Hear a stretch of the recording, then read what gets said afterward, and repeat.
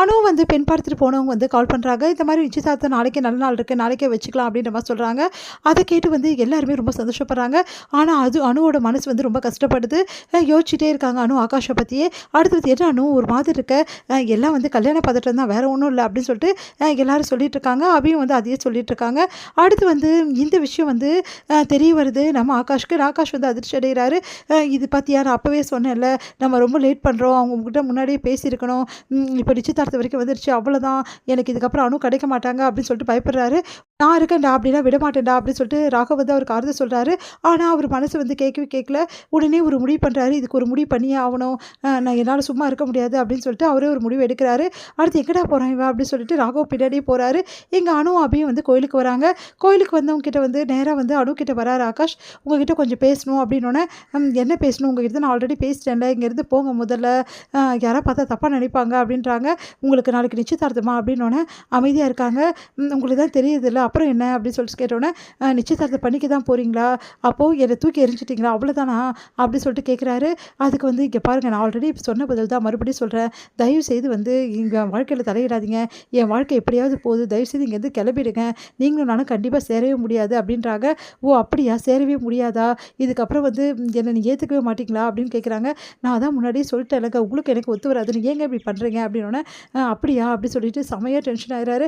உடனே வந்து அப்போ இதுக்கு என்னங்க பதில் அப்படி சொல்லிட்டு கேட்குறாரு. பார்த்தா வந்து ஆல்ரெடி வந்து வாங்கி வச்ச அந்த தாலி வந்து காட்டுறாரு. காட்டிட்டு பாருங்கள் இதுக்கு என்ன பதிலுங்க அப்படி சொன்னோன்னே, இதுக்கு என்ன பதில் சொல்கிறது, அதான் நான் வந்து வேணான்னு சொல்லிட்டேன்ல, சரிங்க அப்படியா, அப்போ இதுக்கு எந்த பதிலுமே கிடையாதா, அப்போ உங்கள் வாழ்க்கையில் என்னை ஏற்றுக்கவே மாட்டிங்களா, அப்போ இது வேஸ்ட்டு தானா அப்படின்னோடனே, இல்லைங்க இது உங்களுக்கு பிடிச்ச பொண்ணுக்கிட்ட வந்து நீங்கள் வந்து உங்களுக்கு கல்யாணம் பண்ணி வைப்பாங்கல்ல, அந்த பொண்ணுக்கிட்ட வந்து நீங்கள் இதை கொடுத்துருங்க, இல்லைனா அவங்களுக்கு கட்டிடுங்க அப்படின்றாங்க. அதை நீங்கள் சொல்லாதீங்க, இது உங்களுக்குன்னு வாங்கினதுங்க, என் கையால் உங்கள் கழுத்தில் ஏறணும்னு ஆசைப்பட்றேன், ஆனால் நீங்கள் மாட்டேன்னு சொல்கிறீங்க, பரவாயில்லைங்க அப்படி சொல்லிட்டு பேசிகிட்டு இருக்காரு. கரெக்டாக இங்கே வந்து அபி வந்து ஆகாஷ் சார் வந்து என்ன வச்சுருக்காரு கையில், தாலியா, ஐயோ இவர் எதுக்கு இங்கே வந்தார் ஒன்றும் புரியலையே அப்படின்னு சொல்லிட்டு ஓடி போகிறாங்க. கரெக்டாக அந்த டைமில் ராகவ் வந்து அபியோட கையை பிடிக்கிறாரு. யார் இது அப்படி சொல்லிட்டு பார்க்குறாங்க. பார்த்தா ராகவ், நீ அங்கே போவாது அப்படின்றாரு. நான் ஏன் போகக்கூடாது, என் அக்கா கிட்ட வந்து குட்டி பாஸ் ஏதோ பேசிகிட்டு இருக்காரு, கையில் தாலிலாம் வச்சுட்டு இருக்காரு, எனக்கு ஒன்றுமே புரியல அப்படின்னோடனே அவங்க ரெண்டு பேர் பேசிட்டு போகிறாங்க. நீ விஷயத்தை தலையிடாத, இங்கே பாருங்கள் தேவையில்லாதெல்லாம் பேசாதீங்க, உங்களுக்கு எனக்கு எதுவுமே கிடையாது அப்படின்னோடனே, விடுங்க முதல்ல என் கையை எதுக்கு பிடிக்கிறீங்க, அப்புறம் நான் எல்லோரும் கூப்பிடுவேன், கூப்பிடு என்ன வேணாலும் கூப்பிடு, நானும் பார்த்துட்ருக்கேன், ரொம்ப திமிராக நடந்துட்டுருக்கேன், எது சொன்னாலும் கேட்கவே மாட்டேங்கிறேன், நான் சொல்லிட்டு இருக்கேன் அவங்க ரெண்டு பேர் விரும்புகிறாங்கன்னு, அது கூட உனக்கு புரியவே மாட்டேங்குது, உன் அக்கா மனசில் என்ன இருக்குன்னு கேட்டு சொல்லு அப்படி சொல்லிட்டு இருக்கேன், அதையும் நீ புரிஞ்சிக்க மாட்டேங்கிற, சரி என்ன ஜென்மம்லாம் நீ தான், எனக்கு ஒன்றுமே புரியல, உனக்கு லவ்னா என்னன்னு தெரியாதா, ஏன் இப்படி இருக்க அப்படி சொல்லி கேட்டோம், நீங்கள் ஏன் இப்படி இருக்கீங்க, எதுக்கு என்ன டிஸ்டர்ப் பண்ணி கேட்டுட்டு இருக்காங்க. உடனே வந்து நான் எங்கள் அக்காவை போய் தடுக்க போகிறேன் அப்படி சொல்லிட்டு போகிறாங்க. உடனே வந்து கையை பிடிச்சி இழுக்கிறாரு. அமைதியாக இருக்கியா அப்படின்னு சொல்லிட்டு அப்படியே வந்து பாரு என்ன நடக்குதுன்னு சொல்லிட்டு அப்படியே பார்த்துட்டு இருக்காங்க. பார்த்தா வந்து அனு வந்து அழறாங்க. ஏன் அக்கா அழுவுறா, அதுதான் லவ், அது கூட தெரில உனக்கு அப்படின்னு சொல்லிட்டு திட்டுறாரு. உடனே வந்து கம்முன்னு இருக்கீங்களா அப்படின்னு சொல்லிட்டு பார்க்குறாங்க. பார்த்தா வந்து தாலி எடுத்து வந்து நீட்டுறாரு.